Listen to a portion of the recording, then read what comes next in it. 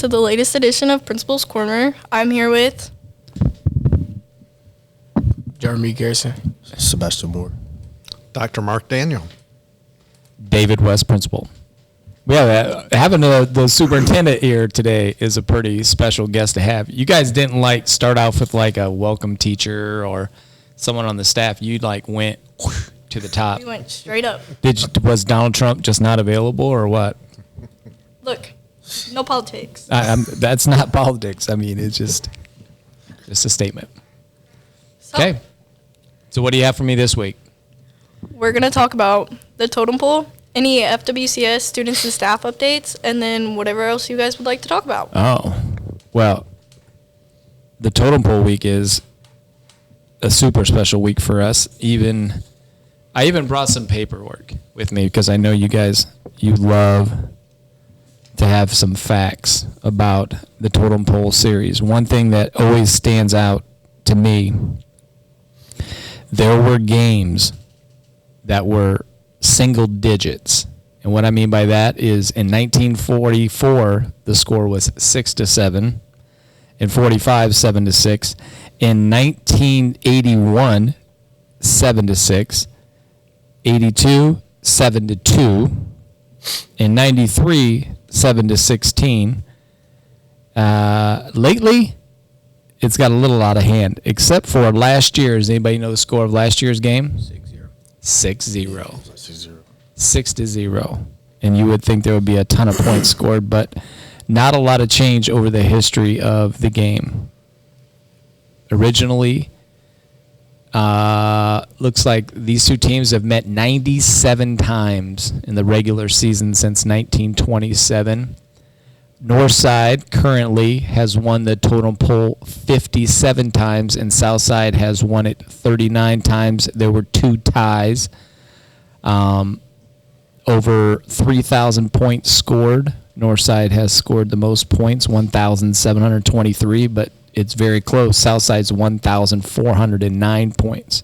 So I guess the point of that is this game is always a close game, or usually a close game. There's been some times that it's not, and it's one of those games where, it's going to be who makes a mistake, but it's really important because to me, the way I see it and the way I think about it is the Totem Pole week just means more to people. It's personal in a lot of things because we're so close and, what are we, 3.2 miles away from Southside, and, our boundary areas, we basically share our entire southern border of our attendance areas right against Southside. So it is a neighborhood game for me. I guess that's what I think about it. Dr. Daniel actually played in the game. How many times did you play in the game? So 3 times.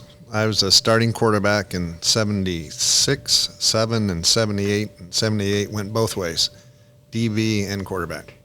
Now look at the scores. Okay. What years did you? So 76, 77, 78.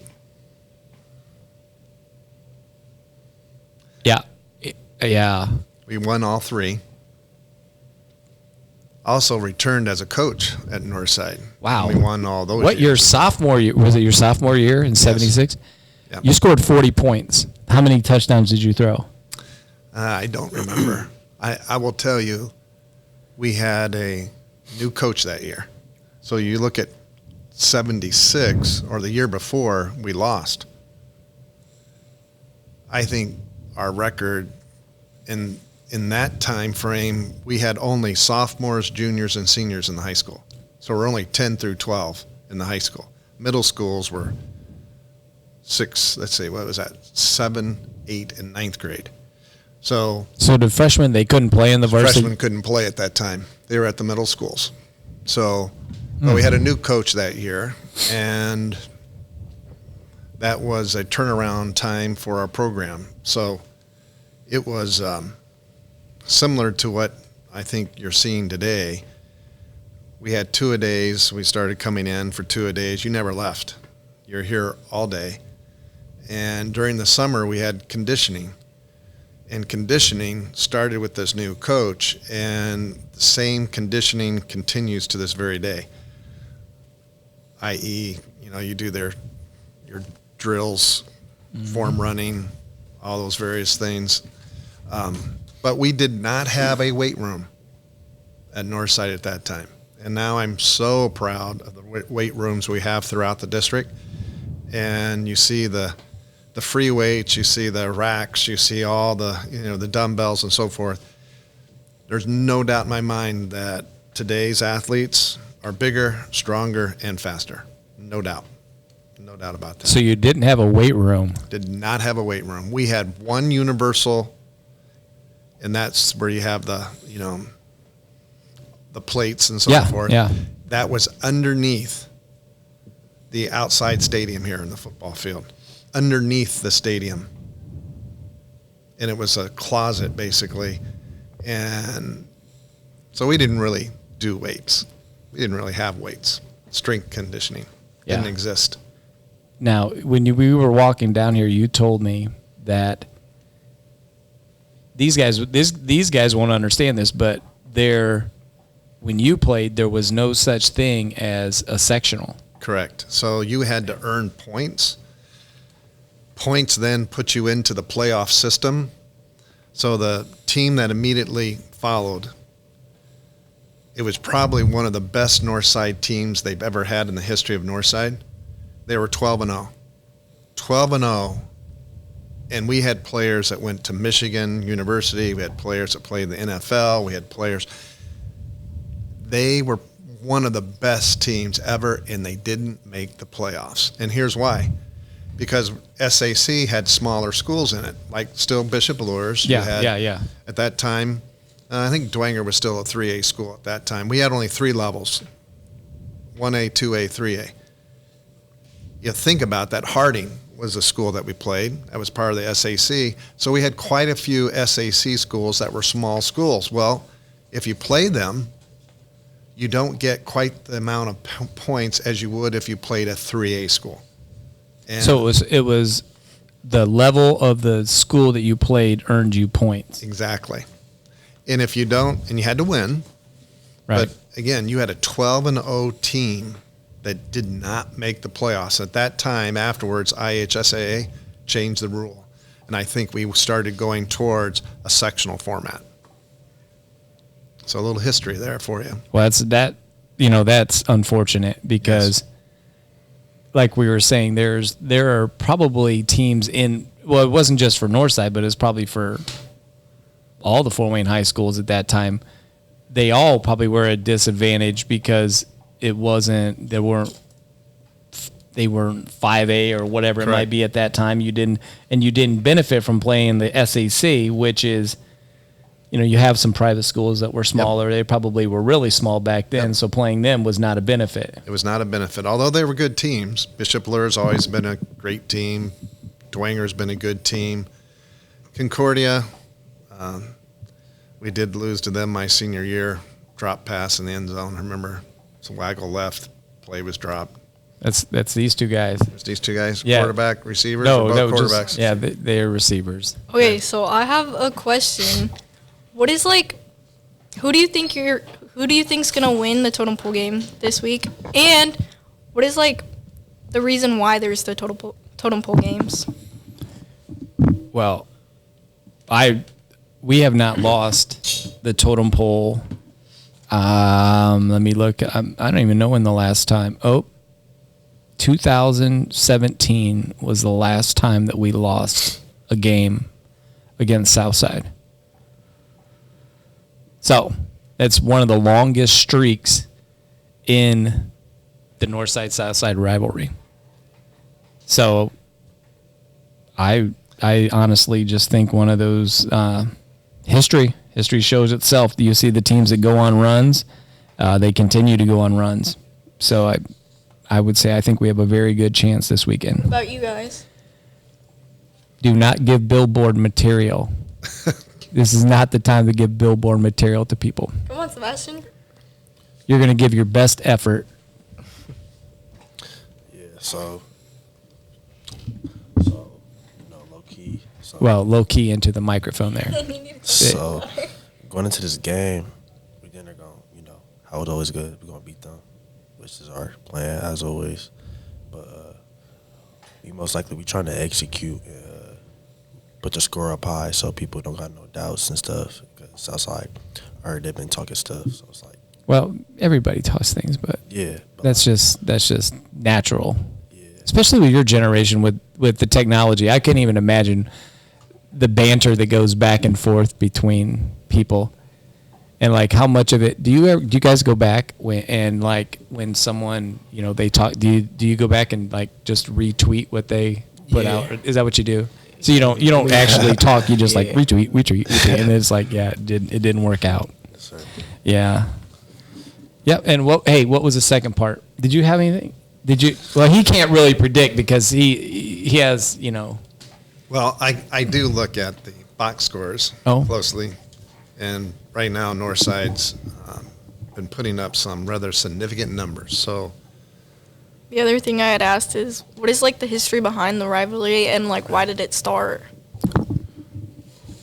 Well, obviously we're 3 miles away, so it's a part of this. Now, I don't know if you guys remember, there used to be one high school, Central was the only high school, and then in the 20s, North and South were opened, and then it wasn't until later in the 70s when Snyder, Northrop, and Wayne all came online at some point in time in there. So for a long time, the city was almost divided into two parts. yes.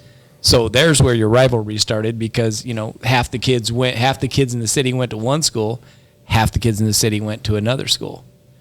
So it's just like in any town where you have two schools. And plus, it's kind of, Fort Wayne is sort of divided by a rivers a little bit in a rate. And you have, Jefferson downtown that sort of, divides the city, or at least gives a attendance area. I don't know what the attendance area would have been back there, how it would have done it, but Sort of in my era, it was much like a pie.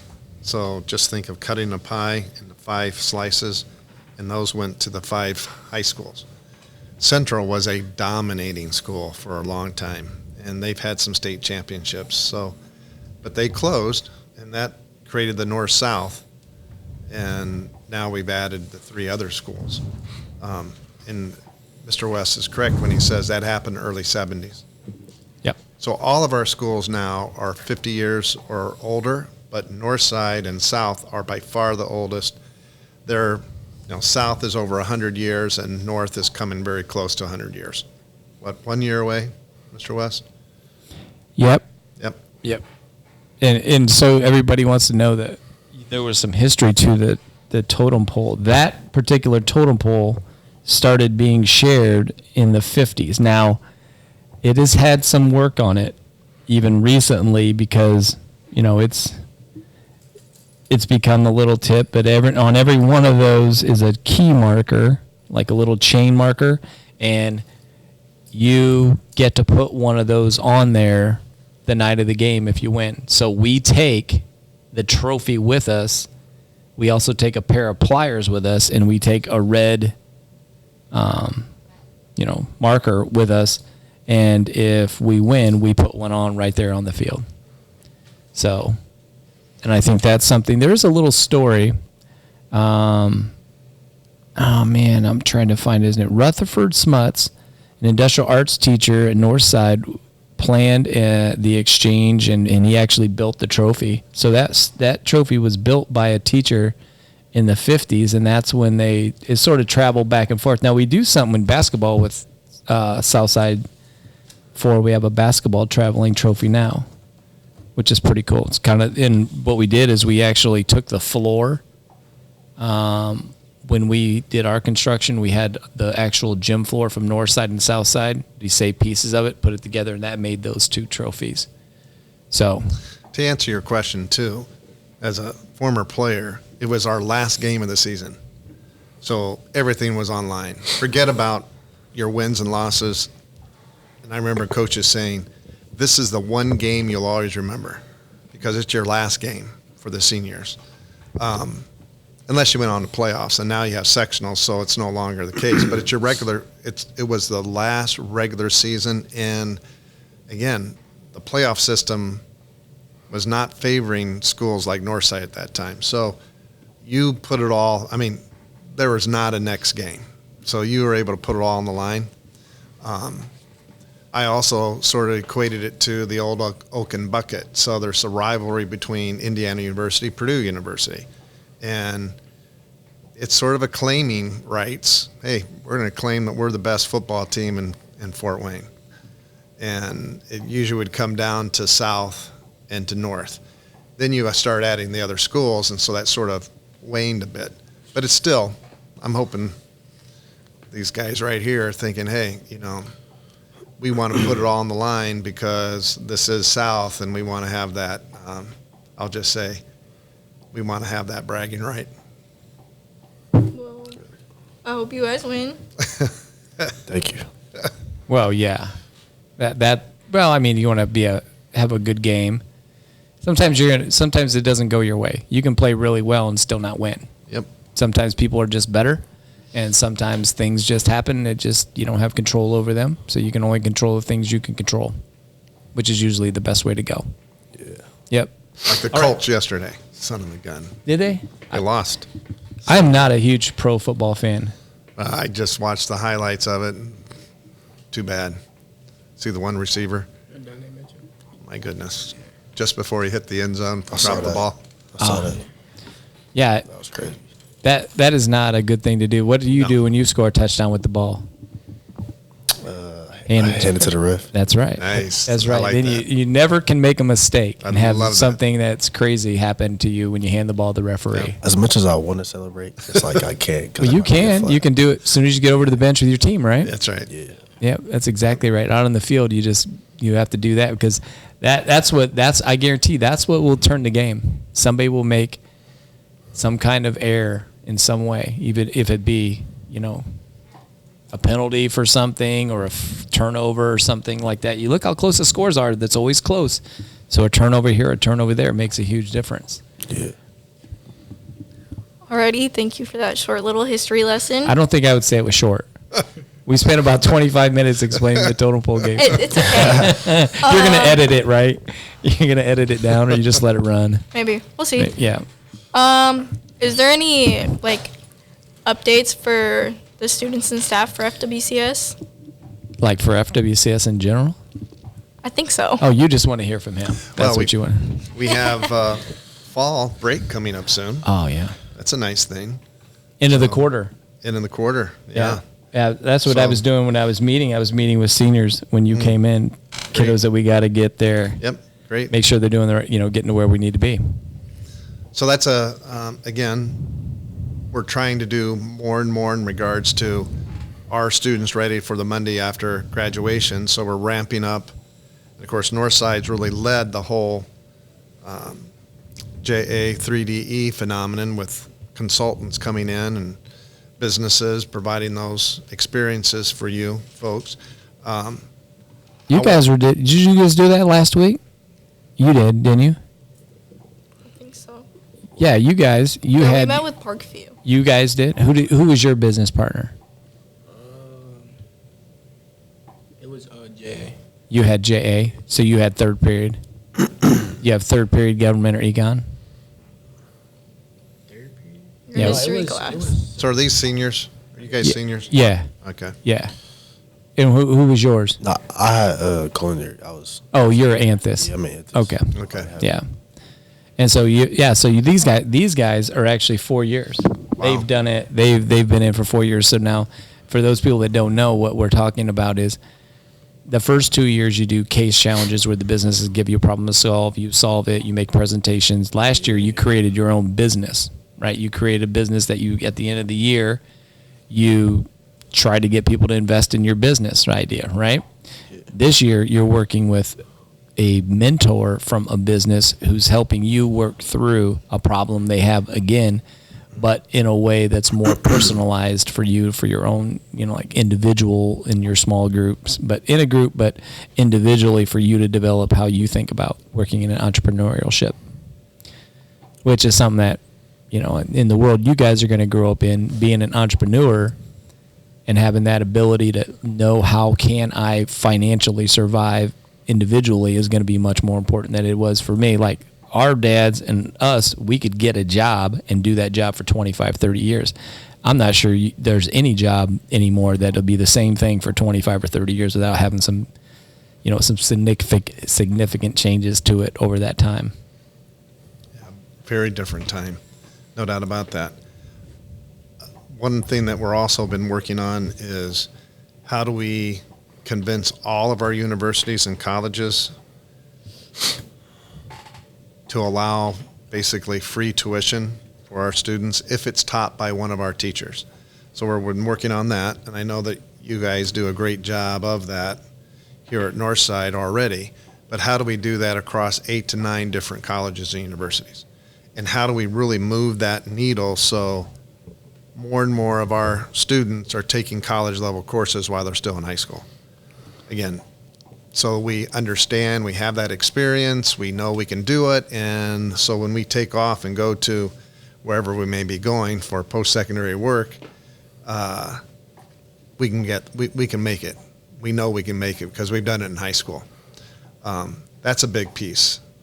I'd also say this year they are bringing back the state level, or they're bringing back the A, B, C, D, F ranking of schools, and we want to really work hard in making sure all of our schools are C or above. So, and there are a lot of factors in that, right, Mr. West? That's right. Now, you guys know from the very beginning when we talked about attendance this year, how it's different, how being where you need to be, being here at school, those types of things. That's one of the big markers is can you maintain, what is considered persistent attendance, which means you can only miss a certain number of days a year. So that's a big one. That's why we can just, continually address attendance with everyone.